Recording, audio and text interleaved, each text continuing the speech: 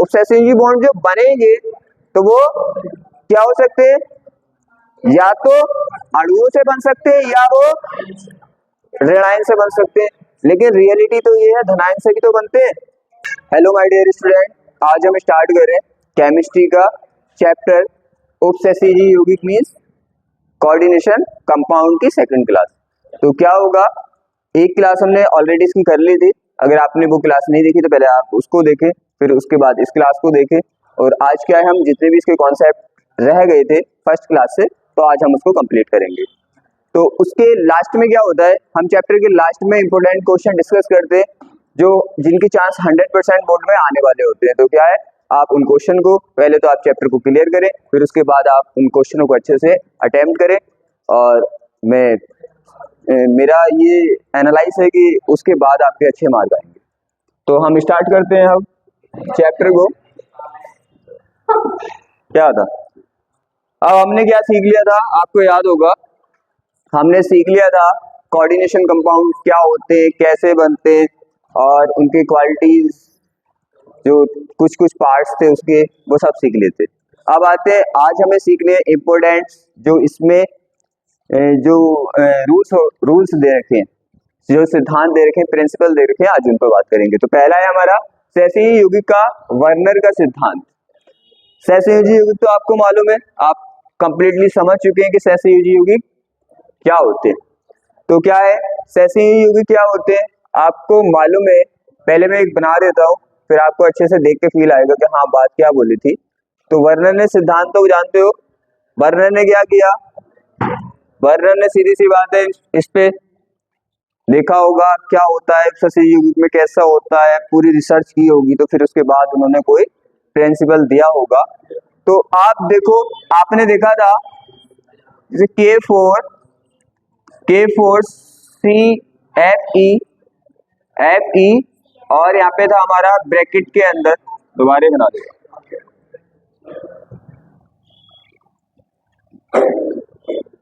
क्या था हमारा K4FeCN6। आपने देखा था कि ये क्या था, हमारा उपसहसंयोजी यौगिक था। तो वर्नर ने क्या किया, वर्नर जब इस पे उपसहसंयोजी यौगिक पे रिसर्च की तो उसने देखा कि इसमें दो तरह की संयोजकताएं होती है। एक को उसने बोला प्राथमिक संयोजकता और एक को बोला उसने द्वितीय संयोजकता। मींस एक है उसका सेकेंडरी वैलेंस, एक प्राइमरी वैलेंस होता है और एक सेकेंडरी वैलेंस होता है। अब यहाँ पे क्या है, आपके सामने रखा होगा तो पता समझ आएगा आपको कि उसने किसको सेकेंडरी बोला था, किसको उसने प्राइमरी बोला था। संयोजकता मींस वैलेंस। तो क्या था, उसने देखा, जब उसने सर्च की तो उसने देखा कि उपसहसंयोजी यौगिक जो होते हैं उसमें कितने तरह की संयोजकताएं होती हैं, दो तरह की संयोजकताएं होती हैं। एक को उसने प्राइमरी बोला और एक को उसने द्वितीयक बोला। मतलब यहाँ पे आपको दिख रहे हैं, ये आपको पता है, इसका स्ट्रक्चर आप पूरा जानते हो कि ये क्या होता है, ये क्या होता है, ये इस तरह से होता है। आपको पता है CN कितने हैं, इसका स्ट्रक्चर कल भी किया था हमने, 6CN है, यहाँ पे CN है ना ये। अब यहाँ पे एक CN, तो आपको पता है ये किससे जुड़े होते हैं, उपसहसंयोजी बॉन्ड से, उपसहसंयोजी बॉन्ड से जुड़े होते हैं ना। तो ये उपसहसंयोजी बॉन्ड से जुड़े होते हैं, इस तरह से होता है। अब यहाँ पे आपको पता है यहाँ पे Kb है, क्या है यहाँ पे Kb है, क्योंकि यहाँ पे Fe दो को बैलेंस कर रहा है।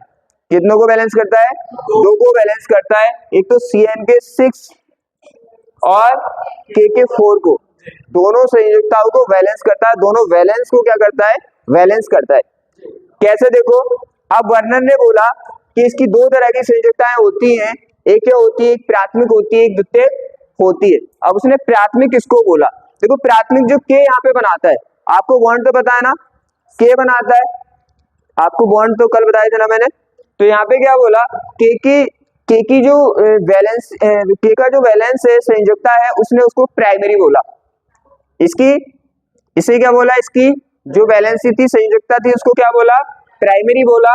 और जो CN ने बनाई है उसको सेकेंडरी बोला। तो K की संयोजकता को प्राथमिक संयोजकता, CN की संयोजकता को सेकंड द्वितीयक संयोजकता। इसका मीन्स ये हुआ, अगर दूसरे एंगल से देखो तो उपसहसंयोजी यौगिक में जो लिगेंड्स होते हैं, क्लियरली अगर समझोगे तो ऐसे समझ आएगा अच्छे से। उपसहसंयोजी यौगिक में जो लिगेंड्स होते हैं उनकी संयोजकता को उसने बोला द्वितीयक संयोजकता, और इसमें जो आयन होते हैं उसकी संयोजकता को बोला प्राथमिक संयोजकता। आप माइंड में क्लियर हो गया होगा। उसने बोला ये प्राथमिक संयोजकता होती है, ये द्वितीयक संयोजकता होती है। इसका मीन्स लिगेंड जो बनाते हैं उपसहसंयोजी बॉन्ड, कोऑर्डिनेशन बॉन्ड, उनको बोला उसने द्वितीयक संयोजकता। और यहाँ पे जो बनाते हैं, जो आयंस लगे होते हैं, उनकी संयोजकता को बोला प्राथमिक संयोजकता, प्राइमरी बैलेंस। पॉइंट क्लियर है? कोई दिक्कत? तो उपसहसंयोजी बॉन्ड जो होते हैं वो कौन सी संयोजकता को दिखाते हैं? सेकेंडरी को, द्वितीयक को। और यहाँ पे जो आयंस जो दिखाते हैं, जो बाहर लगे होते हैं स्क्वायर ब्रैकेट के, वो दिखाते हैं किसको? प्राथमिक को। आपको पता है धनायन भी हो सकता है और ऋणायन भी हो सकता है। यहाँ तक किसी को दिक्कत, कोई डाउट नहीं? फिर उसने बोला आगे और बढ़ेंगे अच्छे से डिटेल में। उसने क्या बोला, मैं पहले इसका एक ऐसे मान लो थोड़ा एनालाइज कर लें इस पे, क्या होता है कैसे होता है। तो ये हो गया। उसने बोला कि इसकी जो संयोजकताएं होती हैं उसे दिखाते हैं कंप्लीट लाइन से। किस लाइन से? कंप्लीट लाइन से। और जो प्राइमरी संयोजकताएं होती हैं तो उनको दिखाते हैं डॉट डॉट से। किससे दिखाते हैं? डॉट डॉट से। तो उसने बोला कि भाई इसको तो आप ऐसे दिखा दो, इसको कैसे दिखा दो? ऐसे दिखा दो, ऐसे दिखा दिया। और इसको जो 4 के हैं इसको कैसे दिखा दो आप? के, यहाँ पे के, सॉरी इस पर डॉट डॉट बनाना आपको। और यहाँ पे कितना हो गए? के, और यहाँ पे के। आप शायद आपके सामने रखा होगा, आप समझ में आया होगा। के 4 है ना। आपको पता है के किसका रोल प्ले करता है? यहाँ पे आयन का। आपने पढ़ चुके हो, आयन का रोल प्ले करता है। तो यहाँ पे जो आयंस लगे होते हैं उनकी संयोजकताओं को इसने प्राथमिक संयोजकता बोला। उसने बोला इसे डॉट डॉट से दिखाते हैं। और आपको पता है अंदर जो लगे होते हैं कोष्टक के, वो लिगेंड लगे होते हैं, और लिगेंड की संयोजकता को इसने द्वितीयक संयोजकता बोला। शायद आप समझ में आपके आ गया होगा। क्लियर? किसी को डाउट नहीं ना? उसने बोला इसको डेड डैश से दिखा दो आप, और इसको आप कंप्लीट लाइन से दिखा दो। वैसे तो रियल में हम किससे दिखाते हैं इसको? ये क्या है? कोऑर्डिनेट बॉन्ड है, उपसहसंयोजी बॉन्ड है। तो आपको पता है ऐसे एरो से दिखाते हैं। कैसे दिखाते हैं? ये कल आप सीख चुके हैं, ठीक है, इसमें कोई दिक्कत वाली बात नहीं। तो इसने इस तरह से बोला था। अब शायद आपको समझ में आएगा। वर्णन ने क्या? वर्णन ने धातु आयन के लिए प्राथमिक संयोजकता, प्राइमरी वैलेंस और तथा द्वितीयक संयोजकता, सेकेंडरी वैलेंस की धारणा प्रस्तुत की। मतलब अपना एक उसने वो बताया, सुझाव बताया इस तरह से कि प्राथमिक और ये होती है इस तरह से। अब आते हैं इसके रूल और रेगुलेशन पे। क्या बोला था उसने? यह है इसका रूल और रेगुलेशन। मीन्स पूरा जो उसने प्रैक्टिकल किया, जो रिसर्च की, और रिसर्च करने के बाद पूरा निचोड़ जो उसने निकाला, जो रिजल्ट निकाला, उसने ये निकाला। पहले तो बस क्या था, सिंपल में मैंने दिखाया था आपको कि बोलना क्या चाहा था। हमने बस ओनली पहले ये देखा कि उसने बोलना क्या चाहा। समझ आया? उसने बोलना चाहा प्राथमिक और द्वितीयक संयोजकताओं के बारे में। अब हम देखने वाले हैं कि पूरा उसने जो डिटेल दिया वो क्या दिया। तो उसने डिटेल इस तरह से बताया। क्या? देखो क्या है, उपसहसंयोजी यौगिकों के वर्णन सिद्धांत की अभिधारणाएं।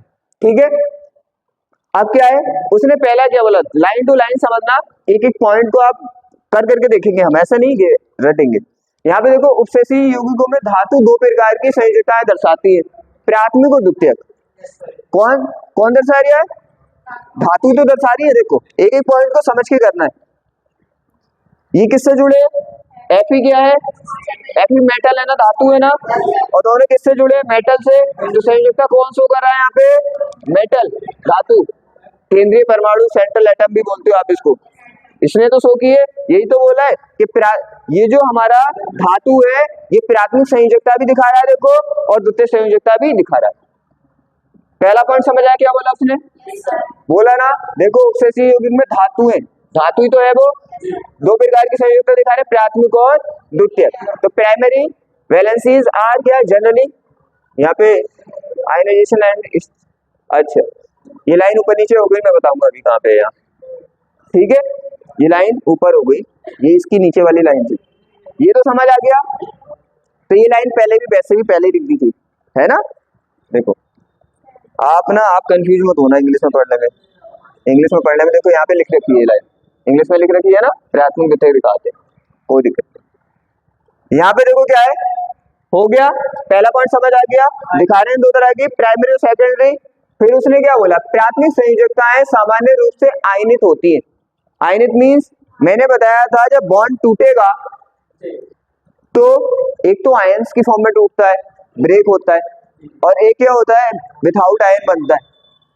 जैसे यहाँ पे करते चलेंगे एकदम प्रैक्टिकली ये आप KCl को तोड़ो, KCl को जब तोड़ोगे तो K पे प्लस आएगा और Cl पे माइनस आएगा। क्या बन रहा है यहाँ पे, आयन बन रहे हैं ना। अब आ जाओ अपने यौगिक पे, कल मैंने तोड़ के दिखाया था। जब आप इसको तोड़ोगे ना, इसको जब आप इसको ब्रेक करोगे तो आपको पता है K प्लस में जाएगा और यहाँ पे हमारा FeCN6 माइनस में जाएगा, और कितना इस पे आएगा 4, क्योंकि आपको पता है प्लस माइनस बैलेंस करते हैं एक दूसरे को। तो बताओ मुझे ये हुआ ना, हुआ कि नहीं हुई। प्राथमिक जो बैलेंस है, ये जो डॉट डॉट से दिखा रहे हो आप, जब ये ब्रेक हुआ इससे, क्या जब इससे ब्रेक हुआ, अलग हुआ, तो किस फॉर्म में अलग हो रहा है, आयंस में, आयंस की फॉर्म में। तो उसने यही बोला है कि वो आयंस की फॉर्म में होता है। क्लियर है, देखो देखिए क्या बोला उसने, प्राथमिक संयोजकताएं सामान्य रूप से आयनित होती है। आयनित होंगी तभी तो आयन बनाएंगी ना, और ऋणात्मक द्वारा संतुष्ट होती है। उसने बोला ऋणायन से सेटिस्फाई होती है, मतलब निगेटिव चार्ज से वो सेटिस्फाई होती है। कहने का मीन्स ये है उसका, निगेटिव चार्ज से सेटिस्फाई होती है, आयनिक होती है। कोई दिक्कत, आप तोड़ोगे, देखो सिंपल सी बात है, प्राइमरी वैलेंसी को आप जब ब्रेक करोगे, तोड़ोगे, तो वहां पे आयन बनेंगे। जब आयन बनेंगे तो वो आयनिक हुआ, वहां पे आयनाइजेशन हो गया उसका, आयनिक हुआ ना। तो यही बोला उसने कि भाई यहाँ पे जो होते हैं वो आयनिक होते हैं। अब देखो यहाँ पे उसने बोला द्वितीय संयोजकता अनायनित होती है। अनायनित का मीन्स इससे आयन नहीं बनते। पहली बात तो आपको पता है टूटती नहीं है, पहली बात तो आपको पता है टूटती नहीं है। और दूसरी बात ये आपको पता है उपसेसिव जो बॉन्ड होते हैं वो रियल में कैसे होते हैं, किसी को इलेक्ट्रॉन देते नहीं है, उसमें किसी को देते नहीं है, बस शेयर करते हैं, साझा करते हैं। और जब आपको पता है साझा करके कोई भी बॉन्ड बनता है तो उस पे आयंस नहीं बनते, आयंस कब बनते हैं, जब इलेक्ट्रॉन को एक एटम गेन कर ले, दूसरा लूज कर दे, मतलब एक परमाणु दे दे और दूसरा ले ले, तभी तो बनते हैं आयन। तो यहाँ पे रियल में यहाँ पे जो ऑब्सेसिव बॉन्ड बनता है वो शेयर करते हैं, इलेक्ट्रॉन को साझा करते हैं। साझा में जब बॉन्ड बनते हैं तो वो आयनिक नहीं होते, वो ना अनायनिक होते, जिसको हम क्या बोलते हैं, जिसको कोवैलेंट बॉन्ड। लेकिन यहाँ पे दोनों एक नहीं दिए तो कोऑर्डिनेशन बॉन्ड, मतलब सहसंयोजी बॉन्ड, ठीक है। और अगर यहाँ पे दोनों एक दे दे तो उपसहसंयोजी बॉन्ड। तो उसने ये बोला है कि देखो आयनिक नहीं होते, और रियल में हमें पता है आयंस बनते भी नहीं है, क्योंकि वो टूटते नहीं है, सीधी बात है। और टूटेंगे भी तब भी नहीं बनेंगे, क्यों, क्योंकि वो शेयर करके बना रहे, देके नहीं बना रहे इलेक्ट्रॉन। दूसरा पॉइंट क्लियर है। अब उसने बोला द्वितीय संयोजकताएं अनायनित होती है, ठीक है। और क्या है, ये उदासीन अणुओं ऋणायनों द्वारा संतुष्ट होती है, उसने क्या बोला है, द्वितीय संयोजकताएं जो होती है अनायनित होती है, आयंस तो होते नहीं, मतलब आयंस की फॉर्म में नहीं होती है। अब उसने बोला ये उदासीन अणुओं ऋणायनों से संतुष्ट होती है। समझो यहाँ पे बोलना क्या चाह रहा है, वो बोलना ये चाह रहा है, यहाँ पे जो द्वितीयक वैलेंसी बनाएंगे वो कौन बनाएंगे, या तो अणु बनाएंगे या ऋणायन बनाएंगे। उसका कहने का मतलब ये है, संतुष्ट का मतलब समझो, सेटिस्फाई होना।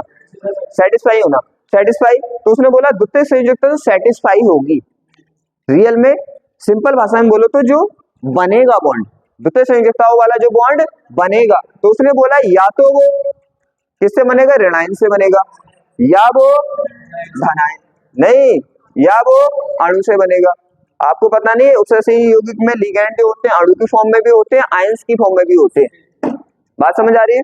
तो उसने बोला क्या है कि द्वितीयक संयोजकता का मीन द्वितीयक बॉन्ड जो बनेंगे, उपसहसंयोजी बॉन्ड जो बनेंगे, तो वो क्या हो सकते हैं, या तो अणुओं से बन सकते हैं, या वो ऋणायन से बन सकते हैं, लेकिन रियलिटी तो ये है धनायन से भी तो बनते हैं, धनायन से भी तो बनते हैं, क्योंकि आपको पता है लिगेंड तो धनायन भी होता है, लेकिन मैंने पहले भी बताया था कि उसका ज्यादा यूज हम करते नहीं। सेटिस्फाई कर सकता है लेकिन उसने मना किया कि नहीं करता, तो लिगेंड लगाई क्यों? खुद सोचो, अगर वो बोलता सेटिस्फाई नहीं करता तो बोलते धनात्मक लिगेंड भी लग रहा है, जब धनात्मक लिगेंड इसीलिए तो लग रहा होगा सेटिस्फाई कर रहा होगा, तो या तो फिर लिगेंड वाली बात झूठ है या फिर ये वाली बात झूठ है। लेकिन अपनों को क्या करना, प्रैक्टिकल कभी करने का चांस मिला तो देख लेंगे कौन किसकी बात झूठ है। फिलहाल तुम यही समझ लो कि हाँ ऐसा होता है। ये सेटिस्फाई जो होते हैं किससे होते हैं, किससे होते हैं? ऋणायन से या अणुओं से। मीन्स कहने का ये है, अगर सिंपल भाषा में समझो कि द्वितीयक संयोजकता उपसहसंयोजी बॉन्ड जो बनते हैं या तो वो अणु से बनते हैं या ऋणायन से बनते हैं, सिंपल भाषा में ये इसका मतलब। आगे देखो, धातु से द्वितीयक संयोजकताओं से आबंधित आयन तथा अणु के समूह उपसहसंयोजी संख्या के अनुसार निश्चित रूप में व्यवस्थित होते हैं। हाँ, एक पॉइंट रह गया, द्वितीयक संयोजकता उपसहसंयोजन संख्या के बराबर होती है। आपको पता है जितने भी यहाँ पे कोऑर्डिनेट बॉन्ड बनते हैं, उपसहसंयोजी बंध बनते हैं, आपको पता है उपसहसंयोजी संख्या के बराबर ही संयोजकता जो जितनी भी होगी, संयोजकता का मीन्स जितने भी उपसहसंयोजी बॉन्ड बनेंगे हैं, तो क्या होगा, उनकी उपसहसंयोजी संख्या बराबरी तो आती है। आपने उपसहसंयोजी संख्या की थी ना, उपसहसंयोजी संख्या की थी, तो उपसहसंयोजी संख्या किसके बराबर आ रही थी? जितने भी उपसहसंयोजी बॉन्ड बनने थे। तो उसने यही बात बोली जो आपने कल पढ़ी थी, क्या कि द्वितीयक संयोजकता जो होती है वो किसके बराबर होती है? उपसहसंयोजी संख्या के मीन्स उपसहसंयोजी बॉन्डों के बराबर होती है। क्लियर? और फिर बोला धातु से द्वितीयक संयोजकता से बंधित आयन व अणु के समूह उपसंयोजन संख्या के अनुसार निश्चित रूप से व्यवस्थित होते हैं। इस बात को समझो, उसने क्या बोला है? उसने ये बोला है कि जो हमारे लिगेंड होते हैं, देखो उसने क्या बोला, इसको समझ लो अच्छे से। उसने बोला धातु से द्वितीयक संयोजकता से बंधित का मीन्स जो द्वितीय संयोजकताओं से उपसहसंयोजी बॉन्ड से लगे हैं ना, तो उसने बोला है बंधित जो आयन है ये वो अणु है। समूह क्या होता है? उपसहसंयोजी संख्या के अनुसार।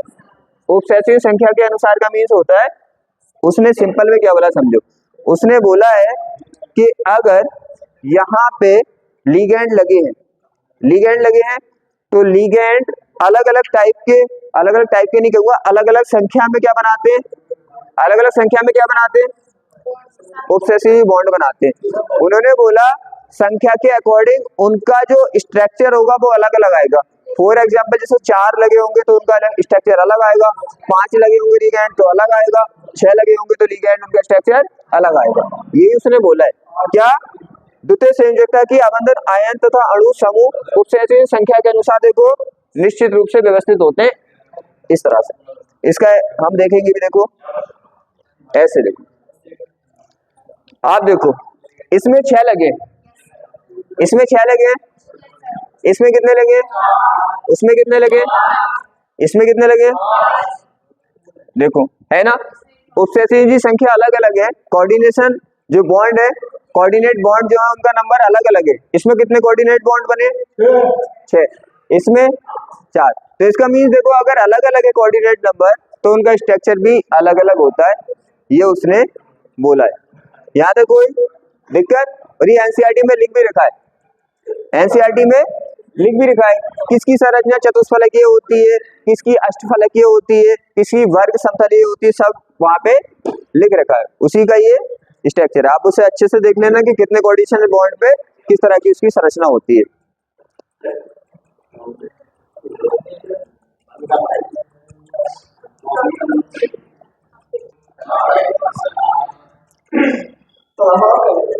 अब यहां तक देखो तुम्हें समझ आया? उसने चौथी लाइन में क्या बोला है? उसने बोला है कि जो कोऑर्डिनेट बॉन्ड होंगे मींस उपसहसंयोजी बॉन्डों की संख्या अलग अलग होगी तो उसका स्ट्रक्चर भी अलग अलग होगा।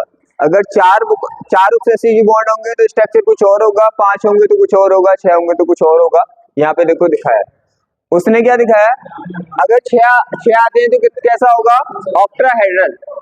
ऑक्टाहेड्रल का मीन्स होता है यहाँ पे अष्टफलकीय, और यहाँ पे होगा टेट्राहेड्रल। टेट्राहेड्रल का मीन्स होता है चतुष्फलकीय होगा। और यहाँ पे स्क्वायर प्लेनर का मीन्स होता है वर्ग समतलीय होगा, और यहाँ पे होगा ट्राइगोनल, वाई पिरामिडल, और यहाँ पे होगा स्क्वायर पिरामिडल। तो ये टेबल अच्छे से आप क्या करेंगे उसमें देख लेंगे। जैसे मान लो यहाँ पे क्या है, यहाँ पे क्या है,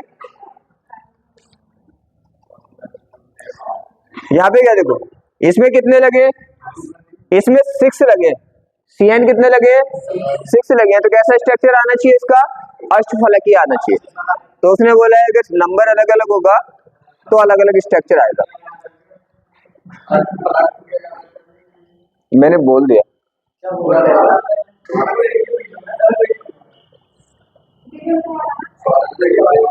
देख साफ साफ लिखा है ऑक्टाहेड्रल, ऑक्टाहेड्रल मैंने इंग्लिश में ही बोला पहले ऑक्टाहेड्रल। और यहाँ पे देखो सब पॉइंट समझ आ गए, उसने क्या बोला है, आप समझ समझ के इनको याद करेंगे, ठीक है।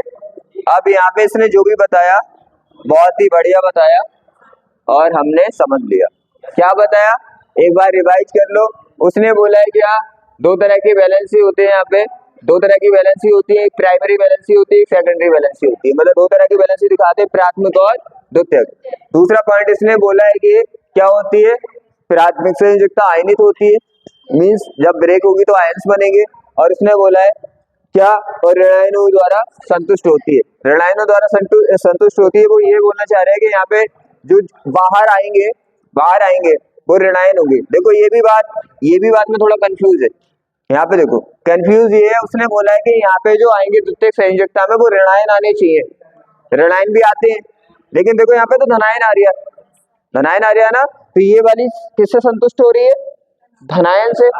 तो लेकिन जो वो बोलेगा चलो मान लेते हैं अपने, कौन सी दिक्कत आ रही है, ये साफ साफ लिखा है ये धनायन से संतुष्ट हो रही है, लेकिन वो बोल रहे हैं ऋणायन से संतुष्ट हो रही है, चलो मान लेते हैं ऋणायन से संतुष्ट होती है।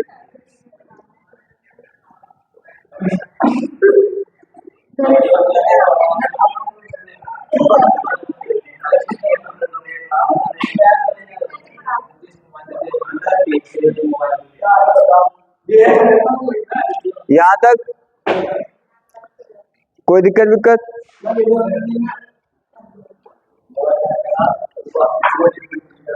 यहाँ तक कोई दिक्कत किसी को दिक्कत, तो सीधी सी बात है उसने ऐसे बोला है और आप इसे अच्छे से उससे देख के आराम से करें।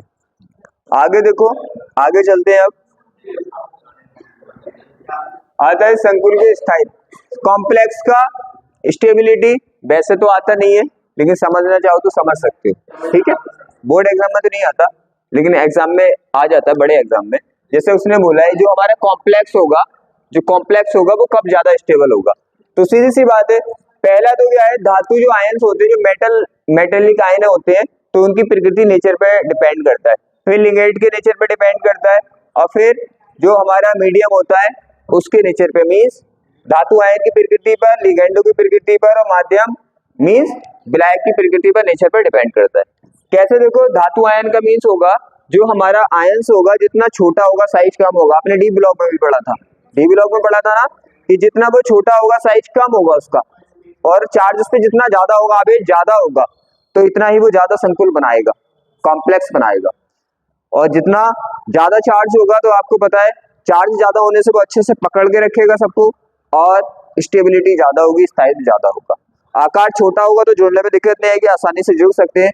तो आकार छोटा होगा और साइज आवेश ज्यादा होगा, चार्ज ज्यादा होगा, तो स्टेबल ज्यादा बनेगा। इसी तरह से इसका फॉर्म है, लिगेंड का भी यही केस है, उसमें भी चार्ज ज्यादा होगा, उसका साइज छोटा होगा, तो अच्छे से वो दोनों जुड़ पाएंगे और ज्यादा स्टेबल कॉम्प्लेक्स बनेगा।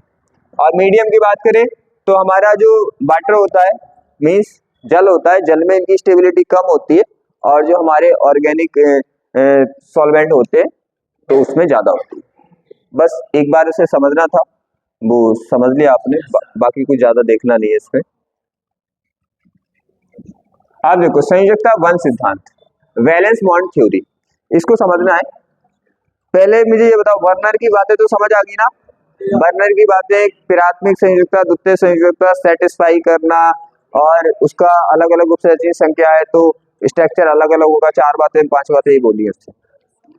यहाँ पे देखो क्या होगा, क्या वैलेंस बॉन्ड थ्योरी, इसे शॉर्ट में हम कहते हैं बीबीटी, क्या बोलते हैं हम, बीबीटी, क्योंकि शॉर्ट में क्वेश्चन बीबीटी भी दे देता है वो, हाँ लिख के दे देता है बीबीटी। तो बैलेंस बॉन्ड थ्योरी की बात करेंगे हम। तो उसने क्या क्या बोला यहाँ पे समझो, अच्छे से समझो आप। उसने क्या बोला है, केंद्रीय धातु परमाणु, केंद्रीय धातु परमाणु या आयन। पहली बात तो आपको पता है कि सेंटर में जो लगा होता है वो क्या हो सकता है, आयन की फॉर्म में भी हो सकता है और परमाणु की। ये कैसे निकालते हो आप, ये निकालते हो आप ऑक्सीडेशन नंबर से।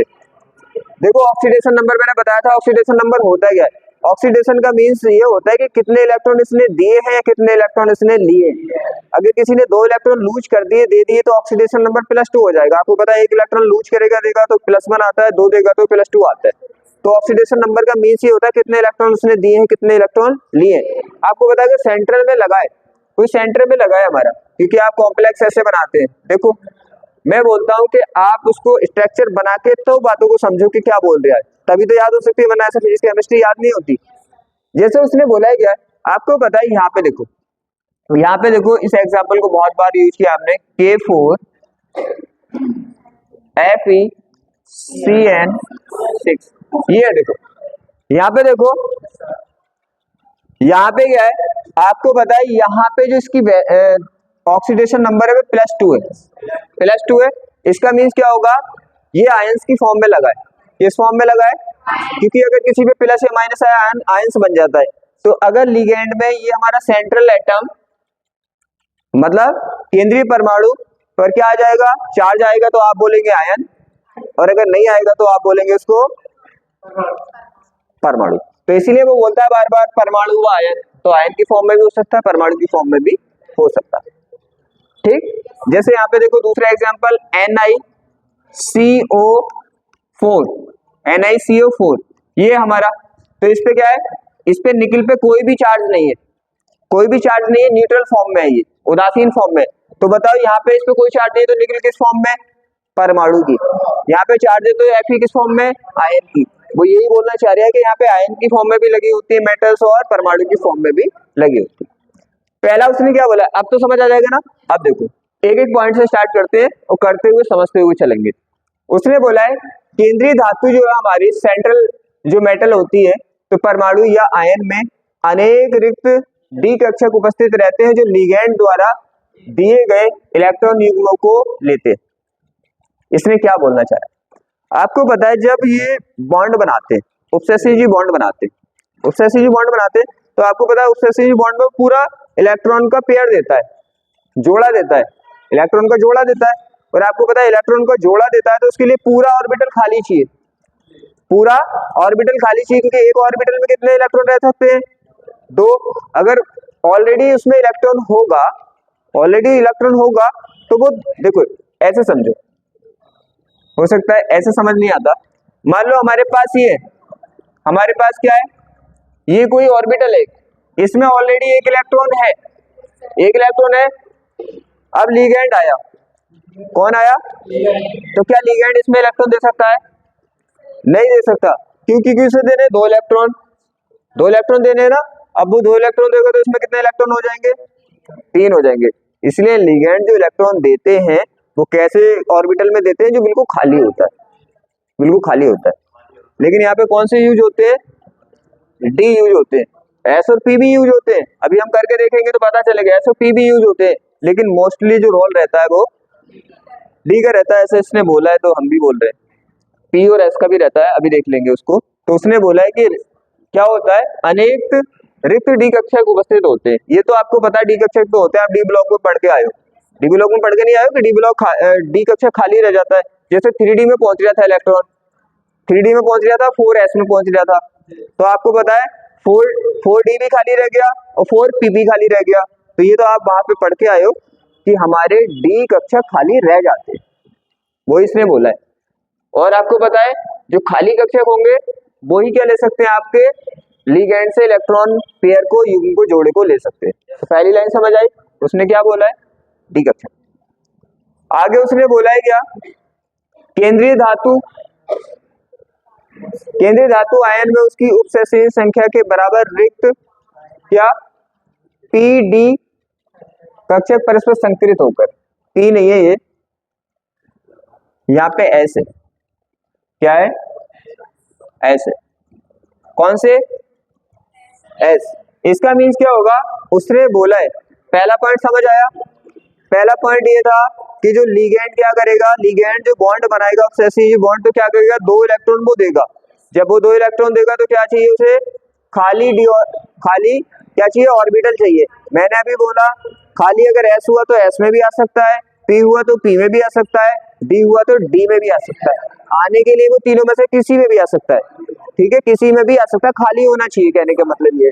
लेकिन पहला पॉइंट उसने बोल दिया कि अनेक डी कक्षक होते हैं, डी कक्षक होते हैं, तो डी कक्षक आपको पता होते हैं, लेकिन पी एस भी यूज होते हैं, पी एस भी यूज होते हैं। जैसे मान लो यहाँ पे हमारा एस भी खाली है, क्या खाली है? एस भी खाली है, पी भी खाली है, पी में 3 होते हैं ना, पी भी खाली है, इसमें 4 हो गए, कोई नहीं।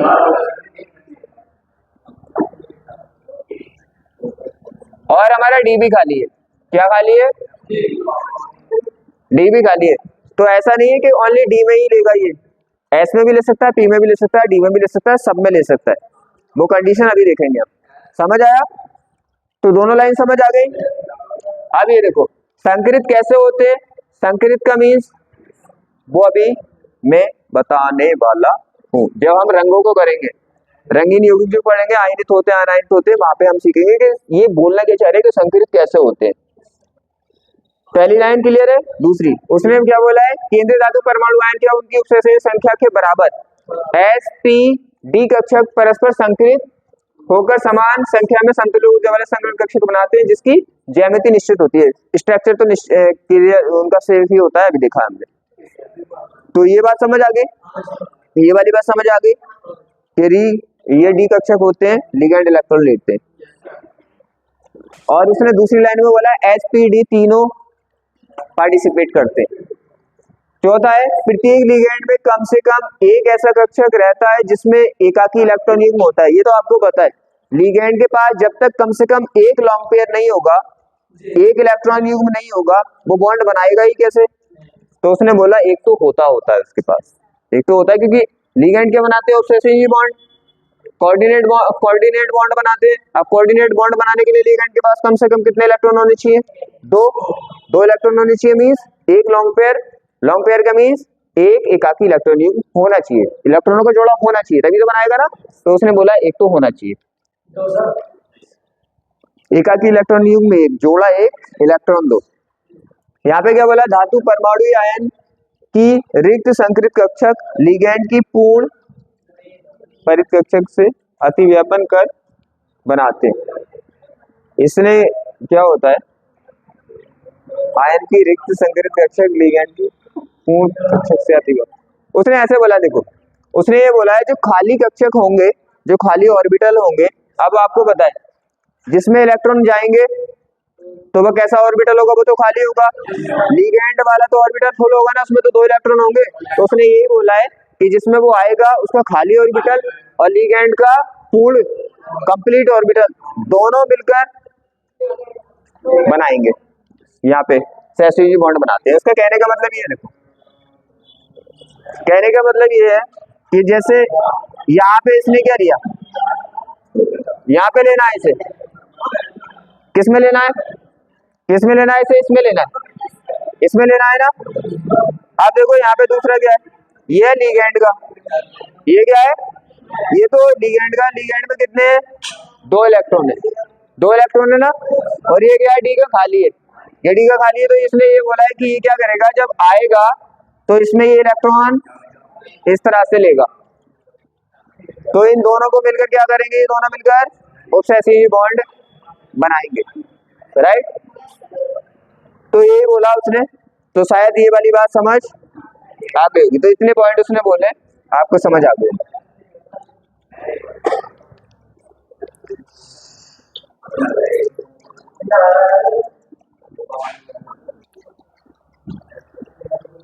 अब यहाँ तक समझ आ गया? पॉइंट टू पॉइंट समझ के याद करना, क्योंकि याद ही तो करना है ये, लेकिन ऐसे याद नहीं होगा, आप समझ के याद करोगे तब जाके याद होगा। अब क्या है, आगे चलें। आगे पॉइंट क्या बोला उसने, उसने बोला यहाँ पे देखो, उसने बोला यदि संकुल में अयुग्मित इलेक्ट्रॉन उपस्थित रहते हैं तब ये संकुल अनुचुंबकीय होता है, किंतु यदि संकुल में कोई अयुग्मित इलेक्ट्रॉन नहीं होता तो ये प्रतिचुंबकीय होता है। ये आप कहाँ पे पढ़ के आए हो, डी एंड एफ ब्लॉक में अच्छे से पढ़ाया था मैंने कि अगर उसके अंदर क्या होंगे, अनपेयर इलेक्ट्रॉन होते हैं तभी वो क्या होता है, क्या होता है, अनुचुंबकीय होता है, नहीं होते तो वो प्रतिचुंबकीय होता है। यहां तक किसी को कोई दिक्कत नहीं ना। आगे देखो, संकुल निर्माण में धातु आयन का संकरण कुछ मात्रा में लिगेंडों की प्रकृति पर निर्भर करता है। तो उसने बोला है कि यहाँ पे जो संकरण है तो लिगेंडों के नेचर पे निर्भर, संकरण कैसे करते हैं वो अभी सीखेंगे अपने, संकरण का मीन क्या होता है संकरण। तो इसने बोला है कि संकरण जो होता है लिगेंडों पे डिपेंड करता है, वो तो करेगा ही, क्यों, क्योंकि संकरण जो होता है, जिसे मान लो sp_d कक्षक मिल गई, मिल के ना, अब यहाँ पे क्या है, उपस्थिति यौगिक किसमें डालेंगे, इलेक्ट्रॉन को डालेंगे ना, तो ये जो हमारे sp_d मिले थे इलेक्ट्रॉन लेने के लिए एक साथ, उन्हें बोलते हैं संकरण। नहीं पता, देखो संकरण वैसे भी अभी हम करेंगे और अच्छे से। यहाँ पे जैसे मान लो कि हमारे पास कौन सा था, आयरन था, आयरन का कितना होता है 20, आयरन लोहा नहीं होता, मान लो यहाँ 26 ही होता है ना उसका, तो मान लो उसका लास्ट जो आता है 80 एंड आता है यहाँ पे 80, 26 मीन्स 8 आता है ना। तो यहाँ पे ऐसे आता है देखो 3d क्या होता है, 3d क्योंकि पहले s में जाते हैं 4s2 3d6 ऐसे करके, ये देखो ऐसे है ना। अब यहाँ पे देखो d पूरा खाली पड़ा है, d पूरा क्या पड़ा है, 1 2 3 4, d खाली पड़ा है ना पूरा। अब देखो इसे, इसका कंडीशन वो क्या है, कंडीशन है जैसे इसने, हाँ तो डी में 5 ही होते हैं, तो ऐसे। अब यहाँ पे देखो क्या है, यहाँ पे डी में कितने अपने पास, 1 2 3 4, ये हो गया। डी में कितने 6, तो 1 2 3 4 5 6 इस तरह से है ना। अब यहाँ पे देखो एस में कितने, एस में 1 2 और अपना ये डी पूरा कंप्लीट खाली पड़ा है, 1 2 3 4 डी खाली पड़ा है। अब देखो यहाँ पे इसका बोलने का मीन्स क्या था, बोलने का मीन्स था जैसे ही क्या बनाएंगे, जैसे ही संकुल बनाएंगे, कॉम्प्लेक्स बनाएंगे, तो लिगेंड आके इलेक्ट्रॉन देगा, इनको देगा ना। अब लिगेंड जब इलेक्ट्रॉन देगा तो सीधी सी बात है, खाली जितने भी कक्षक होंगे, चाहे वो एस है, चाहे पी है, चाहे डी है, उसी में तो आके इलेक्ट्रॉन गिरेंगे ना। अब जैसे मान लो हमारे पास ये है ना, अब ये युग्मित भी हो जाते हैं, अयुग्मित भी हो जाते हैं, युग्मित भी हो जाते हैं, अयुग्मित भी हो जाते हैं। वो कैसे होते हैं वो हम कलर चेंज वाले में देखेंगे। अब ऐसे मान लो यहाँ पे है ना, यहाँ पे ये, अब ये क्या होता, इसका एग्जांपल इसकी तरह अपनी साइड से ले लेता हूँ मैं, बहुत अच्छे समझ आएगा, अपने साइड से ले लेता हूँ फिलहाल के लिए, बस समझ लेना, फिर आगे और करेंगे इसको। जैसे एस हमारा खाली है और एस खाली है, और यहाँ पे हमारा एक ये डी खाली है, एक हमारा ये डी खाली है, डी खाली है, देखो यहाँ पे ये हो गया ना। अब क्या है, ये 1 2 3 4 5 2 खाली है, 2 खाली है ना। अब देखो क्या होगा, जैसे ही हमारे पास आने हैं 6 इलेक्ट्रॉन युग्म, कितने इलेक्ट्रॉन युग्म, 6 इलेक्ट्रॉन युग्म, मतलब 6 इलेक्ट्रॉनों के जोड़े आने हैं। तो आपको पता है एक इलेक्ट्रॉन को जोड़ा किस में जाएगा, एक कक्षक में, एक ऑर्बिटल में, तो 6 किस में जाएंगे, 6 में, तो इसको 6 कक्षक चाहिए, कितने कक्षक चाहिए, 6। तो आप देखो यहाँ पे क्या होगा, 2 इसके हैं खाली, एक इसका, कितने हो गए 3, और 3 इसके, ये कितने मिल जाएंगे आपस में, सब क्या हो जाएंगे, मिल जाएंगे आपस में 6, 1 2 3 4 5 6 मिल गए आपस में, इसी को बोलते हैं संकरण। अब इनकी एनर्जी सबकी बराबर है, इसकी एनर्जी क्या है, अब ये क्या आपको पता है, दो डी मिले, एक एस मिला, और 3 डी मिले, ये मिले ना। अब जब ये मिल गए तो सीधी सी बात है, यहाँ पे ये मिलकर इसी को कहते हैं संकरण। अब 6 के 6 इलेक्ट्रॉन आके इसमें डल जाएंगे, क्लियर है? तो इसे बोलते हैं हम संकरण। संकरण का मतलब होता है एसपीडी जो भी है वो आपस में सब एक जगह मिल जाएंगे। जब एक जगह मिल जाएंगे तो सबकी एनर्जी क्या होगी? बराबर हो जाएगी। आपको पता है जब एक जगह मिल गई तो एनर्जी क्या हो जाएगी? बराबर हो जाएगी। इसी को संकरण बोलते हैं। इसी को क्या बोलते हैं? संकरण। अब यहाँ पे पीवी होगा तो पीवी, बस मैंने फिलहाल आपको समझाने के लिए बताया, पीवी होगा तो पीवी होगा, डीवी होगा तो डीवी होगा, जितने भी होंगे आपस में मिल जाते हैं वो, उसी संकरण बोलते हैं। अब आते हैं ऑक्सीकरण संख्या। देखो ऑक्सीकरण संख्या कैसे निकालते हैं किसी की। ऑक्सीकरण संख्या, ऑक्सीकरण संख्या ये पेपर में पूछ लेता है, काफी इंपोर्टेंट है। ऑक्सीकरण संख्या निकालने के लिए सीधी सी बात है, आपको पता होना चाहिए किसकी ऑक्सीकरण। पहले तो ये बताओ, मैंने बोला है कितनी सिंपल लैंग्वेज में, ऑक्सीकरण संख्या का मीन्स होता है कितने इलेक्ट्रॉन उसने दिए हैं, कितने इलेक्ट्रॉन उसने लिए हैं, वो ऑक्सीकरण नंबर होता है उसका। तो यहाँ पे अगर मैं पूछूं Fe प्लस Fe, मतलब अभी नहीं बताना हमें, वैसे तो पता है लेकिन अभी मान लो कि हमें पता नहीं कि Fe की ऑक्सीकरण संख्या हमें कितनी होगी, बताओ। तो इसका मीन्स यहाँ पे ओवरऑल स्ट्रक्चर ने इसने कितने इलेक्ट्रॉन दिए हैं, कितने इलेक्ट्रॉन लिए हैं, वो पूछना चाहते हैं। तो इसका तरीका होता है, वैसे तो फर्स्ट ईयर का टॉपिक है लेकिन हम एक बार रिवाइज करेंगे इसको। क्या यहाँ पे जिसकी ऑक्सीडेशन, देखो पोटेशियम एक इलेक्ट्रॉन देता है, एक इलेक्ट्रॉन देता है जब भी बॉन्ड बनाता है, तो इसके ऑक्सीडेशन नंबर कितना हुआ? +1। Cn एक इलेक्ट्रॉन लेता है तो इसका ऑक्सीडेशन नंबर कितना हुआ? -1। हमें Fe का निकालना है। तो निकालने का तरीका बिल्कुल सिंपल है। जैसे यहाँ पे ऐसे लिखते हैं, जैसे आप वो लिखते थे ना, याद करो कि परमाणु भार लिखते थे, एटॉमिक मास लिखते थे, याद है ना, एटॉमिक वेट लिखते थे ना। तो क्या करते हैं आप, बिल्कुल सेम कर लो। 4K है तो ऐसे लिख लेते हैं ना, 4 × K, याद है, ऐसे लिखते हैं ना। फिर यहाँ पे Fe कितना है? Fe एक ही है तो Fe एक ही है। यहाँ पे कितना है? Cn कितने? 6, तो ऐसे लिख लेते हैं ना, 6 × Cn, ऐसे लिखते हैं ना। तो फिर क्या करते हैं, उनका आप वेट लगा देते, वेट लगाते हैं ना। इसी तरह से यहाँ पे इनका ऑक्सीडेशन नंबर लगा देते हैं। K का कितना होता है आपको पता है? +1।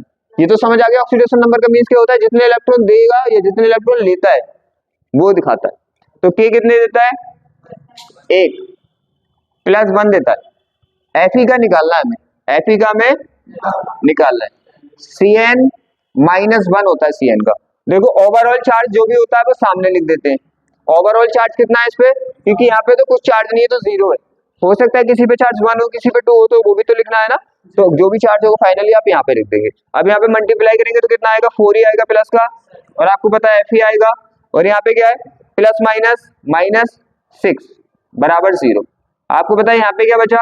प्लस का कितना आपके पास और माइनस का 6, तो फाइनली आपके पास माइनस का 2 बचा। तो Fe माइनस का 2 बराबर 0, और Fe बराबर कितना आ गया? इधर लेके जाओगे +2, तो इसकी ऑक्सीडेशन नंबर क्या हुआ? ऑक्सीडेशन नंबर हुआ +2। यहाँ तक किसी को कोई दिक्कत? तो ऐसे हम ऑक्सीडेशन नंबर किसी का भी निकाल सकते हैं, ठीक है। अब जैसे हम इसका Cu का यहाँ पे निकालें, यहाँ पे देखें तो यहाँ पे देखो कोई भी मॉलिक्यूल्स होता है, कोई भी हमारा अणु होता है, तो अणु का क्या होता है? ऑक्सीडेशन नंबर 0 होता है, क्योंकि आपको पता है NH3 है, NH3 के फॉर्म में, तो इसने कोई इलेक्ट्रॉन लिया दिया थोड़ी है यहाँ पे, ये तो मॉलिक्यूल्स है, तो इसका ऑक्सीडेशन नंबर कितना होता है? 0 होता है। तो इसका निकालें Cu का इसी तरह से, देखो यहाँ पे Cu कितना है? Cu तो हमें निकालना है, यहाँ पे देखो NH3 कितने है? 4, तो क्या हो जाएगा? 4 × NH3 प्लस आगे कितना है अपना? SO4। अब देखो यहाँ पे Cu का हमें निकालना है। मैंने बोला था जो मॉलिक्यूल्स की फॉर्म में होता है, अणु की फॉर्म में होता है, उसका ऑक्सीडेशन नंबर 0 होता है। तो 4 इसका कितना है? 0 प्लस यहाँ पे देखो SO4 का आपने देखा है, SO4 पे कितना चार्ज आता है? -2 आता है, तो इसका ऑक्सीडेशन नंबर कितना हो गया? -2। ओवरऑल कितना चार्ज है इस पे? 0, तो फाइनली क्या आएगा? 0। यहाँ तक कोई दिक्कत? यहाँ पे देखो मल्टीप्लाई कर दो, Cu तो हमारा निकल रहा है, यहाँ पे देखो इसकी इससे 0 से करोगे तो कितना आएगा? 4 × 0 = 0, तो 0 आ गया। यहाँ पे देखो प्लस माइनस तो माइनस का कितना आ गया? 2 बराबर 0। आपको पता है यहाँ पे 0 का तो कोई वैल्यू होता नहीं है, तो यहाँ पे हमारे पास क्या बचा? Cu - 2 बराबर 0। इधर लेके जाओगे तो क्या हो जाएगा? Cu + 2, तो यहाँ पे ऑक्सीडेशन नंबर कितना आ गया? +2। तो किसी का भी ऑक्सीडेशन आप निकाल सकते हैं। ठीक है, यहाँ तक किसी को दिक्कत तो नहीं है कोई? तो ऐसे ही आप इसका निकाल लेंगे, निकलेगा CO का जो होता है वो 0 होता है। जैसे NH3 का कितना था यहाँ पे ऑक्सीडेशन नंबर 0, CO का भी कितना होता है 0। चले आगे, आप देखो अब आ जाए इसमें, हमें देखने अब इसके IUPAC name. IUPAC name, IUPAC name क्या, पहले आप इसके रूल देख लो थोड़े, रूल क्या होते हैं, क्योंकि 4 नंबर के बोर्ड के एग्जाम में तो आते हैं, 4 नंबर में आते हैं बोर्ड के एग्जाम में, तो थोड़े रूल इसके देख लो। आप देखो क्या, पहले रूल समझेंगे हम, रूल क्या बोलते हैं, फिर एक फॉर्मूला है, उसी से आप सब कर सकते हैं, कोई दिक्कत नहीं है, लेकिन रूल समझना पहले जरूरी है। देखो IUPAC जब नाम करते हैं हम तो क्या करते हैं, धनायन का नाम पहले पॉजिटिव वाले का नाम लिखेंगे, फिर बाद में नेगेटिव वाले का लिखेंगे। पहले किसका नाम लिखेंगे, पॉजिटिव वाले का, फिर नेगेटिव वाले का। कहने का मीन्स ये है, देखो यहाँ पे आपके पास इस तरह से FeCN6, आपको पता है इसको ब्रेक करोगे आप तो क्या आएगा, K प्लस में जाएगा, और क्या होगा 4 आ गया ना यहाँ पे, और यहाँ पे क्या है FeCN6, ये माइनस में जाएगा। तो सीधी सी बात है, आप इसका प्लस वाले का नाम पहले लिखेंगे, माइनस वाले का बाद में लिखेंगे। उल्टा भी तो होता है, इधर माइनस भी तो आता है अपना, माइनस वाले भी आते हैं ना। तो अगर ऐसा आया तो जैसे अभी देखा था आपने, देखो कौन सी स्लाइड थी ये देखो, इसमें कहा पे Zn NH3 4 और Cl2, मतलब देखो यहाँ पे Zn NH3 4 ऐसे है ना, और Cl कितना है 2। अब देखो यहाँ पे अगर इसको आप तोड़ोगे तो क्या आएगा, Zn NH3 का कितना 4, अब इस पे क्या आ जाएगा आपको पता है प्लस, और Cl पे कितना आ जाएगा यहाँ पे माइनस। तो आप पहले किसका नाम लिखोगे, आप इस पूरे कॉम्प्लेक्स का, फिर Cl का। कहने का मतलब ये है प्लस वाला है या माइनस वाला है, पहले आपको प्लस वाले का नाम लिखना है, बाद में माइनस वाले का लिखना है, चाहे वो कॉम्प्लेक्स की फॉर्म में है, चाहे वो सिंपल फॉर्म में। यहाँ तक कोई दिक्कत?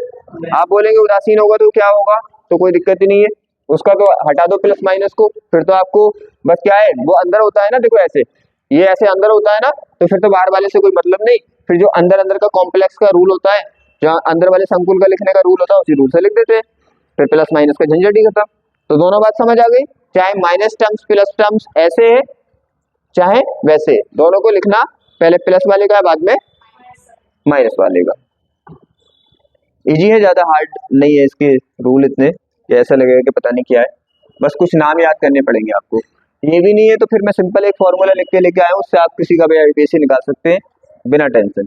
देखो यहाँ पे धनायन का ऋणायन का हो गया। अब आपको पता है संकुल आयन का नामांकन, संकुल आयन का मीन्स बोला जैसे ये इस तरह से, तो धनायन ऋणायन का तो आप लिख ही दोगे, ठीक है ना। जैसे मान लो इस वाले का कर रहे हैं हम, तो पहले धनायन का तो आपने लिख ही दिया, अब इसका पूरे का नाम लिखना पड़ेगा ना ऋणायन का।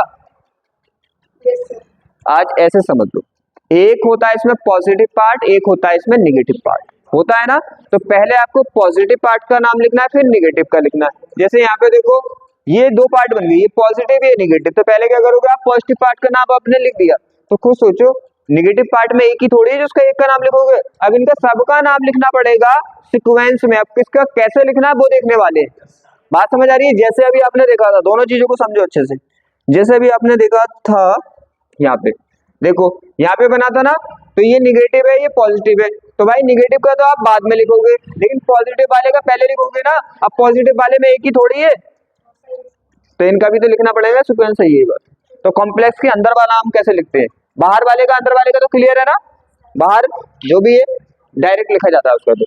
तो क्या करते हैं देखो यहाँ पे, क्या संकुल का नामांकन मतलब जो कॉम्प्लेक्स वाला है उसका कैसे करना है, बाहर वाले को तो डायरेक्ट लिख ही दोगे आप, जैसे Cl है तो क्लोराइड लिख दोगे, ये था पोटेशियम लिख दिया, कोई दिक्कत नहीं। यहाँ पे देखो पहले क्या करना है, पहले आपको देखो सबसे पहले लिगेंड की संख्या लिखनी है, कितने लिगेंड लगे। जैसे यहाँ पे देखो ये इस तरह से है ना कॉम्प्लेक्स, आपने पहले इसका नाम तो लिख दिया, क्या है इसका पोटेशियम आ गया, क्योंकि आपको पहले धनायन का नाम लिखना है ऋणायन। देखो 2 पार्ट है, ये धनायन ये ऋणायन, तो पहले आपको धनायन का नाम लिखना है ना, तो धनायन का तो आपने लिख दिया पोटेशियम। अब ऋणायन का नाम लिखना है। अब ऋणायन में एक ही थोड़ी है, बहुत सारे हैं। अब सीक्वेंस कैसे चलेगा, ये लिगेंड है और ये सेंट्रल एटम है। तो क्या करेंगे, पहले आप लिगेंड का नंबर लिखेंगे, देखो लिख रखा है ना, पहले लिखेंगे लिगेंड की संख्या, फिर लिखेंगे लिगेंड का नेम। लिगेंड का नाम लिख दिया, दो काम हो गए। उसके बाद देखो, उसके बाद क्या करेंगे आप, केंद्रीय धातु परमाणु या आयन का नाम, फिर उसके बाद उसका ऑक्सीडेशन नंबर, इतने सीक्वेंस में ये नाम चलेगा। इसका मीन्स पहले आप फर्स्ट में इसका नंबर लिखेंगे लिगेंड का, देखो यहाँ पे नंबर डाल के लिख देता हूं। फर्स्ट में क्या लिखेंगे आप, लिगेंड का नंबर लिखेंगे, फिर सेकंड में लिगेंड का नाम लिखेंगे, फिर थर्ड में यहाँ पे जो सेंटर एटम है उसका नाम लिखेंगे, फिर फोर्थ में इसका, जैसे यहाँ पे +2 ऑक्सीडेशन नंबर है, फिर लिखेंगे फोर्थ में ऑक्सीडेशन नंबर। किसी भी कॉम्प्लेक्स, चाहे वो कॉम्प्लेक्स नेगेटिव है चाहे वो कॉम्प्लेक्स पॉजिटिव है, लिखने का सीक्वेंस यही रहेगा, ठीक है। कॉम्प्लेक्स के अंदर जो लिखते हैं वो ऐसे लिखते हैं।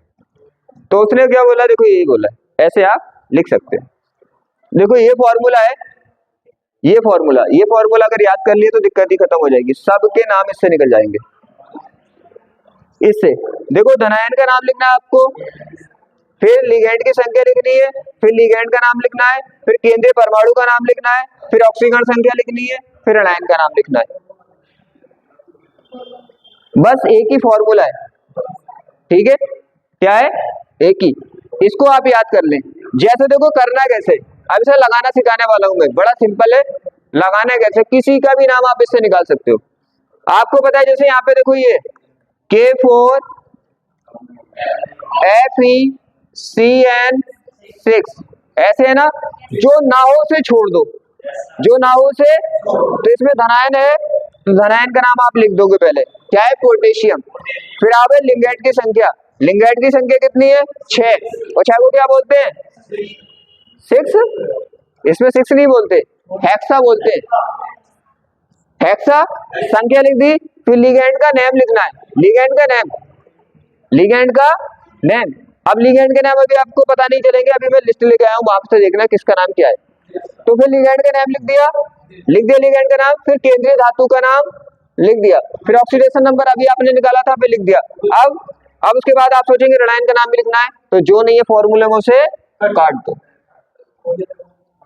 समझ आ रही है, ये पूरा फॉर्मूला है, हर किसी पे काम करेगा ये, चाहे वो पॉजिटिव वाला नेगेटिव वाला, जो नहीं है उसे छोड़ दो, ठीक है। अगर ऋणायन वाला होता तो धनायन है नहीं उसमें, तो फॉर्मूला कहां से स्टार्ट होता, यहां से। अगर धनायन ऋणायन दोनों नहीं है तो फॉर्मूला कहां से स्टार्ट होगा, यहां से और यहां तक चलेगा। सिंपल सी बात है, एक ही फॉर्मूला, इतने रूल रटने की जरूरत नहीं है, बस ये याद होना चाहिए।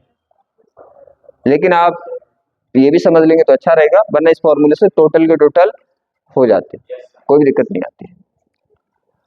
अब उसके बाद देखो यहाँ पे, अब आता है यहाँ पे कुछ इसके पॉइंट है, कुछ इसके पॉइंट है। यहाँ पे ऋणायन लिगेंड,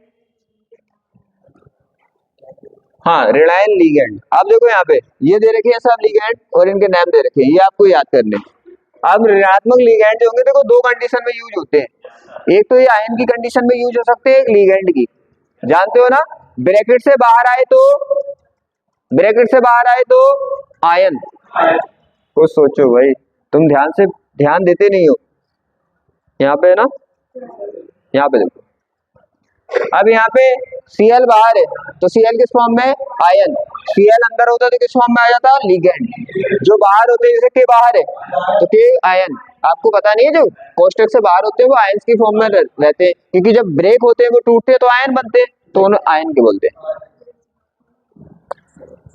अब यहाँ पे देखो, अब आपको ये याद करना है, जैसे देखो हमारे पास Cl है, Cl है ना, Cl किस फॉर्म में आया, Cl अगर बाहर आया आयन की फॉर्म में तो इसे बोलते हैं क्लोराइड। क्या बोलते हैं इसको, क्लोराइड। अगर आया लिगेंड की फॉर्म में तो क्लोराइडो। देखो यहाँ पे जो लिखा है, आपको ओनली ई की जगह क्या लगा देना है, ओ लगा देना है। देखो ये क्या है, क्लोराइड, IDE। अगर ओ लगा दिए तो क्या हो गया, क्लोराइडो। इसका मीन्स अगर किसमें है, आयन की फॉर्म में है, आयन की फॉर्म में मीन्स कोष्टक से बाहर है, तो आप क्या बोलोगे उसे, क्लोराइड। और अगर वो अंदर है कोष्टक के तो किस फॉर्म में आ जाता है वो, लिगेंड की। तो आपको क्या बोलना है, क्लोराइड हो। अंतर करने का तरीका क्या है, आप ई को हटाओ और ओ को लगा दो। जैसे ब्रोमाइड है, अगर बाहर आया तो ब्रोमाइड। जैसे समझ लो यहाँ पे एग्जांपल से, जैसे देखो यहाँ पे समझो एग्जांपल से, यहाँ पे आप देखो यहाँ पे Cl है, तो Cl को बाहर है इस टाइम पे, तो क्या बोलोगे उसे, क्लोराइड। अगर ये Cl अंदर होता तो क्या बोलते, क्लोराइड हो। तो बात समझ आ रही है, इस तरह से करना है आपको। ये टेबल आपको याद करनी है, ये सब लिख रखे हैं इसमें, क्या है, सब है, ठीक है। ऑक्साइड, ऑक्साइड हो, सब लिख रखे हैं, आपको ये याद करने, कोई दिक्कत, ठीक है। आपको ये तो याद करने पड़ेंगे। बस एक रूल याद रखना कि अगर ये आयंस की फॉर्म में है तो इनका जो नाम रियल होता है, जैसे क्लोराइड, फ्लोराइड, ब्रोमाइड, वो ही रहता है। और जब ये इसमें आ जाते हैं लिगेंड की फॉर्म में, तो ई को हटा के ओ लगा दोगे, बस इतना चेंज हो जाता है। और कोई दिक्कत? तो किसकी बात चल रही थी, ये ऋणायन लिगेंड। कैसे है ये, कैसे आयन है, ऋणायन की बात चल रही थी। आपको बताया आयन दो तरह के होते हैं, धनायन भी होते हैं और ऋणायन। तो धनायन, ऋणायन वाले देख लिए।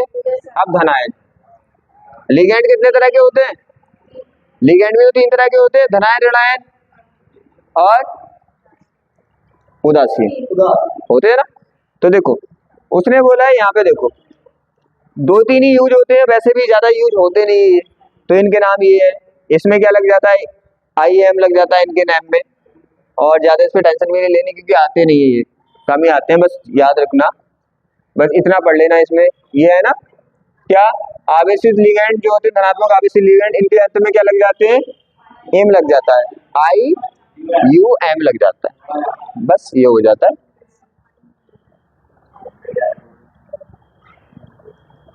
अब आता है हमारे, और तो कोई नहीं बचा। ये हमारे क्या है, कार्बनिक लिगेंड है, और ये कार्बनिक वाले हैं। तो इसमें देखो एमीन को एमीन ही बोलते हैं, ठीक है। और ये आपको देखो सब नाम याद होने चाहिए कि धनायन की फॉर्म में अकार्बनिक को क्या होते हैं, इसलिए आपको सब याद करने चाहिए। अब हो जाए तो कर लेना, सीधी सी बात है।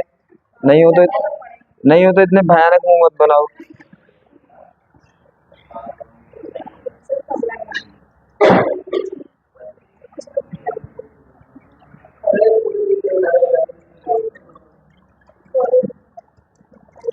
अभी हो गया। आप देखो निकाले किसी के नाम निकाले, देखो अभी यहाँ पे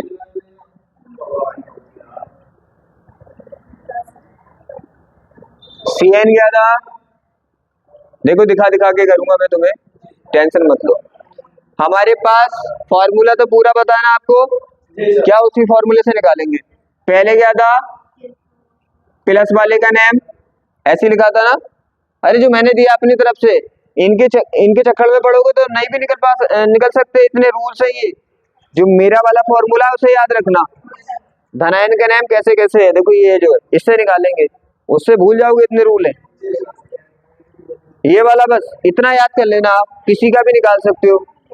धनायन का नाम, फिर लिगेंड संख्या, लिगेंड का नाम, केंद्रीय परमाणु का नाम, इससे नोट करके इससे निकाल सकते हो। हाँ बस इसे याद कर लेना, बाकी काम हो जाएगा। आप देखो यहाँ पे ये हो गया, तो पूरा फॉर्मूला तो दिखा दिया मैंने, आप लिख सकते हो ना। आप देखो क्या है, हमें पहले किसका लिखना है, धनायन का नाम। जैसे मान लो इसमें तो धनायन है हमारा, क्योंकि आपको पता है के गाय में जाता है, के प्लस में जाता है, तो यहाँ पे धनायन है। जैसे यहाँ पे धनायन है नहीं, यहाँ पे ऋणायन है, तो धनायन वाला पार्ट क्या कर दोगे, मैंने बोला जो नहीं होगा उसे काट दोगे। अब देखो यहाँ पे पहले धनायन का नाम लिखते हैं। धनायन क्या है यहाँ पे हमारा, पोटेशियम। क्या है हमारा, पोटेशियम। देखो अब इसे अच्छे से करना, हम निकालने वाले किसका, K4FeCN6 इसका।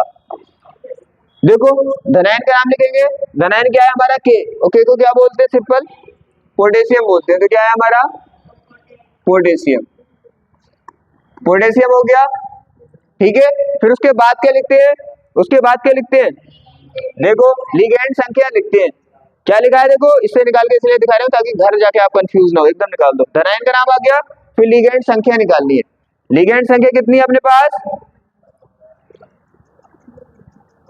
लिगेंड संख्या कितनी है अपने पास, 6 है, तो 6 को बोलते हैं हेक्सा। हेक्सा हो गया, हेक्सा। फिर उसके बाद आपको पता है लिगेंड नेम, देखो क्या है उसके बाद, उसके बाद लिगेंड का नेम, लिगेंड का नेम अब यहाँ पे दिखाता हूँ, देखो आपको यहाँ पे देखो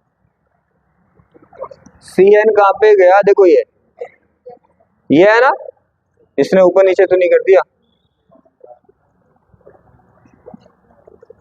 हाँ सही है, साइनाइड हो, ठीक है, क्योंकि वैसा होता है ये साइनाइड और उस फॉर्म में आ गया तो साइनाइड हो, तो क्या हो गया,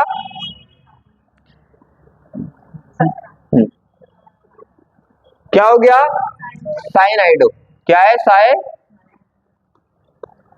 साइनाइड हो। फिर आ गया, पहले हमारा धनायन का नाम आ गया, उसके बाद लिगेंड संख्या आ गई, उसके बाद लिगेंड का नेम आ गया, उसके बाद क्या आता है, केंद्रीय धातु का नाम। एक बात याद रखना, इसमें एट लगा देते हैं, केंद्रीय धातु के नाम में क्या लगाते हैं, एट। जैसे फेरस है ये, तो इसे बोलेंगे फेरेट, क्या बोलेंगे, फेरेट।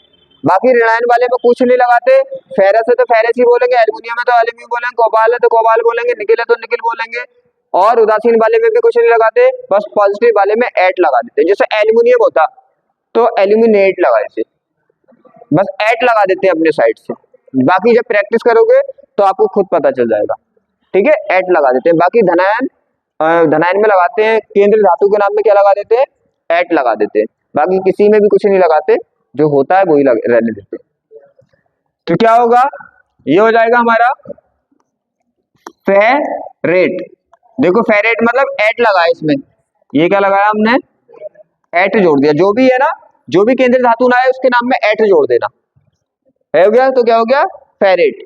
अब यहाँ पे आता ऑक्सीकरण नंबर, अभी निकाला था हमने, किसका आया था, 2, तो रोमन अंक में लिखना है आपको, कितना, 2, और ब्रैकेट में बंद कर दे, ऐसे निकलता है नाम इसका, रोमन अंक में 2 होता है ये, क्लियर। अब इसका निकालोगे आप, इसका निकालोगे तो इसका देखो, इससे आपको पता है ना ही इसमें धनायन है और ना ही इसमें ऋणायन है। जब धनायन ऋणायन नहीं है तो करने का तरीका देखो, जब धनायन ऋणायन नहीं है तो ये वाला पार्ट भी हट जाएगा और ये वाला पार्ट भी, तो कहां से स्टार्ट करोगे, लिगेंड संख्या, लिगेंड का नाम, केंद्रीय परमाणु का नाम, आयन और ऑक्सीकरण संख्या, बस। अगर ऋणायन वाला है, धनायन नहीं है, ऋणायन वाला है, तो कहां से स्टार्ट करोगे, यहाँ से। तो ये वाला कहां से स्टार्ट होना है, यहाँ से स्टार्ट होना, और अपना यहाँ पे धनायन ऋणायन से मतलब नहीं, तो ये पार्ट निकाल दोगे। ये ऐसा फॉर्मूला सब पे लागू होगा, जो नहीं है उसे हटा दो। आप देखो क्या लिखना है यहाँ पे, अब आप इसको लिख सकते हैं, अब आप इसको ट्राई करना, फॉर्मूला आपके पास है, सबके नेम आपके पास है, बस लगा देना।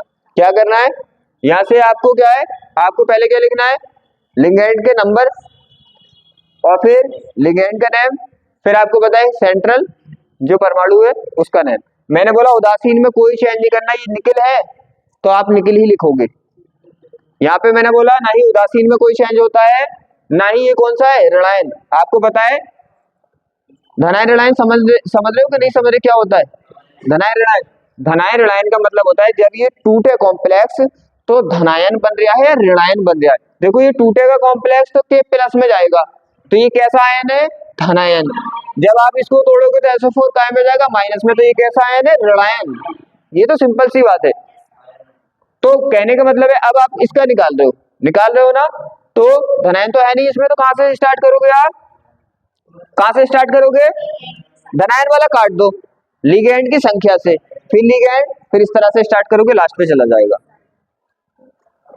देखो यहाँ पे तो क्या होगा, पहले आप क्या लोगे, यहाँ पे लिगेंड की संख्या ले लोगे, 4 है, फिर लिगेंड का नाम ले लोगे, ठीक है, कार्बोनिल है, और फिर NI केंद्रीय परमाणु का नाम, केंद्रीय परमाणु क्या है यहाँ पे, निकिल। अब यहाँ पे निकिलेट नहीं करोगे, जैसे मैंने बोला था 8 लगाना है, 8 केवल कौन से में लगाना है, प्लस वालों में। बाकी ये उदासीन है, इसमें कुछ नहीं लिखना, निकिल है तो निकिल ही बोलोगे, एल्युमिनियम है तो एल्युमिनियम ही बोलोगे, कॉपर है तो कॉपर ही बोलोगे, जिंक है तो जिंक ही बोलोगे। लेकिन ये आ जाते हैं यहाँ पे तो एट लगाना पड़ता है सबके नाम में, ये जोड़ देना बस उसमें, ठीक है। तो इसमें भी आप क्या क्या लिख दोगे फिर, इस क्या है हमारा 4 है ना, 4 के क्या बोलते हैं टेट्रा, CO क्या है हमारा कार्बोनिल, और ये क्या है निकिल, ऑक्सीडेशन नंबर इसका 0 है, तो आसानी से आप निकाल सकते हो। यहाँ पे देखो, यहाँ पे भी ऐसे निकालना है आपको, यहाँ पे भी ऐसे निकालना है। यहाँ से कहाँ से स्टार्ट होगा, आपको पता है इनमें धनायन नहीं है, तो धनायन को छोड़ दोगे आप, फिर कहाँ से स्टार्ट करोगे, लिगैंड संख्या से। तो लिगैंड नंबर कितना है इसमें 4 है, फिर लिगैंड का नाम NH3, इसमें क्या है लिगैंड, अपना लिगैंड का नाम लगा दोगे आप, फिर उसके बाद केंद्रीय धातु इसमें Cu है, कॉपर ही रहने दोगे, यहाँ पे कुछ नहीं लगाओगे। फिर उसके बाद आपको पता है ऑक्सीजन संख्या लगा दोगे, फिर उसके बाद आप रेनाइन का नाम लगा दोगे। रेनाइन क्या है यहाँ पे SO4 सल्फेट होता है, कोई दिक्कत। तो ऐसे किसी का भी नाम आप निकालोगे और घर पे जाके 2-4 बार ट्राई करोगे तो और अच्छा रहेगा, तब एकदम क्लियर तो जब होंगे आप। इनका सबका निकालना। और एक चीज और बताने में यहाँ पे, जैसे कभी कभी लिगैंड एक से ज्यादा आ जाते हैं, लिगैंड एक से ज्यादा आ जाते हैं, तो आपको आपके माइंड में आएगा कि पहले किसे लिखूं, तो ABCD से लिखते हैं, ABCD से। ABCD का मीन्स AB से। जैसे मान लो एक का नाम है A से और एक का नाम है D से, तो पहले किसे लिखोगे, A वाला पहले लिखोगे, क्योंकि आपको पता है, क्योंकि पहले हम लिगैंड को लिखते हैं ना। अब लिगैंड है 2, अभी तक तो एक तो कोई दिक्कत नहीं थी, अब 2 है ना, तो आपके माइंड में आएगा पहले किसे लिखे, तो जो पहले वर्ड से आएगा उसे पहले लिखोगे, जो बाद में वर्ड से आएगा बाद में लिखोगे, कोई दिक्कत नहीं है। बताओ मुझे, कोई दिक्कत नहीं ना। बस ये चैप्टर क्या है, हो गया। अब यहाँ पे देखो, ये आते हैं अनुचुंबकीय और प्रतिचुंबकीय। अनुचुंबकीय प्रतिचुंबकीय का मीन्स क्या होता है, आपने देखा था कि अनपेयर इलेक्ट्रॉन, अनपेयर थे ना, अनपेयर इलेक्ट्रॉन अगर हैं तो वो क्या होगा, अनुचुंबकीय होगा, और नहीं है तो प्रतिचुंबकीय होगा। ये तो आपसे आता ही है ना, ये तो आपसे आता ही है ना, यहाँ पे तो कोई दिक्कत नहीं है। तो यहाँ पे भी ऐसे निकालना है, आपको चेक करना है कि इसमें है कि नहीं है, ठीक है, अनुचुंबकीय है या प्रतिचुंबकीय। आप क्या करेंगे, देख लेंगे कि कितने उसमें अनपेयर इलेक्ट्रॉन है कि नहीं है। अनपेयर इलेक्ट्रॉन होंगे तो आप क्या बोलोगे, और नहीं होंगे तो प्रतिचुंबकीय। किसी कोई दिक्कत, कोई डाउट, तो क्या है हमारा चैप्टर ये क्लोज हो गया। अब आज की क्लास हम यहीं पे खत्म करते हैं। अब इसके बाद क्या है, फर्स्ट केमिस्ट्री हमने कंप्लीट कर ली है, अब हम करेंगे सेकंड केमिस्ट्री को, और फिजिक्स हमारी चल रही है। फिजिक्स भी जैसी कंप्लीट होती है फिर हम सेकंड फिजिक्स को स्टार्ट करते हैं।